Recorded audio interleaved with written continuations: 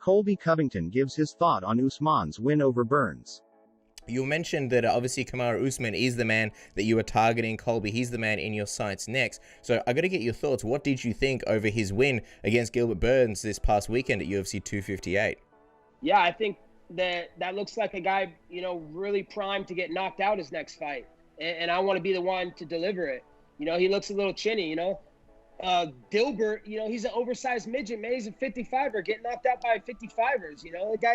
The guy's nothing, and that guy came out and dropped you and almost finished you in the first round. You got lucky to get out of that he fell on his back and just sat there for 5 minutes and let you recover. But besides that, I didn't see anything special. I see a guy that's gotten worse. He changed camps and he looks like a different fighter in the worst way. He looks like he's declined in his progression. So he looks like a guy I'm ready to expose to the world, and I want to show them Chaos Covington 2.0. It's interesting because apart from this Usman fight, and it looks like this rematch with Masvidal is going to happen, there's no real interest for you to fight anybody. It's going to happen. What are you guys talking about? We hate to be the bearers of good news, of bad news, man, but it's what it looks like online. I'm curious. Obviously, no interest in Leon. No one wants to see it. Yeah. I don't know what. No one wants to see it. The people want to see me fight Marty Fake Newsman again. No one wants to see that again. And we did run a poll, and everybody voted for the tough season of Covington versus Masvidal. So it is disappointing to a lot of people that this fight doesn't happen. We saw that, Nate Diaz, for example, is going to be going to welterweight. Is he someone that entertains you while you wait for the title picture to get sorted out? Or is it going to be pretty much title or bust for you?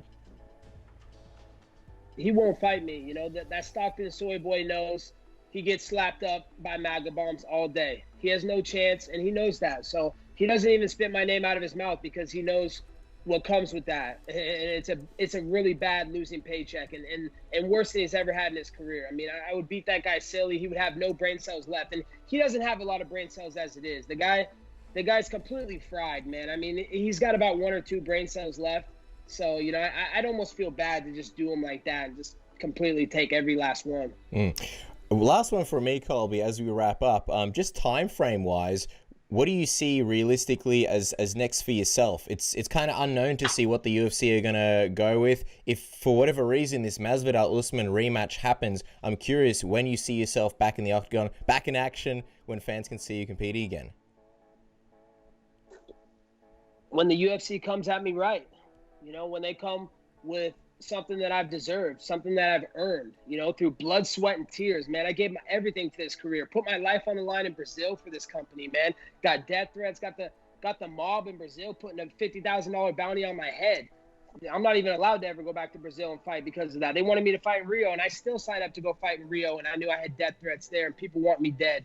I've done so much to this company. First fighter ever to go to the White House, the only fighter that's ever going to do that because we know, Street Judas Masvidal ain't going, but what I've done in this sport is unmatched, man. I've made history more than once, more than twice, more than 3 times, and I continue to break records and make history, and I'm going to keep doing that. So I'm going to keep working hard, and when the right opportunity comes to me and the UFC gives me something that I deserve, I'm going to take it. Otherwise, just going to keep working hard, man, doing everything I've been doing since I was a little kid growing up in Oregon.